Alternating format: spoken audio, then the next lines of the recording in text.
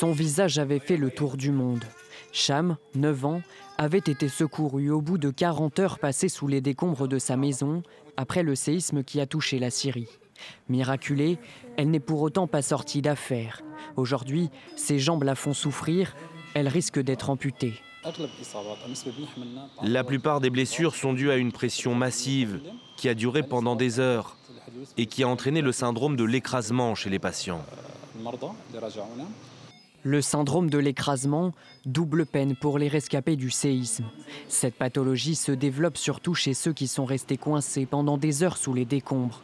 Leurs muscles ont été très comprimés pendant longtemps. Sous pression, des toxines se sont alors formées avant de se propager dans leur corps au moment où ces rescapés ont été sortis des décombres. Des toxines qui peuvent endommager des organes vitaux comme les reins ou le cœur. Mustapha, lui, a pour l'instant perdu l'usage d'un bras et d'une jambe. Le médecin m'a alors dit que mes muscles étaient écrasés. Mon bras a besoin de rééducation maintenant qu'il a commencé à réagir.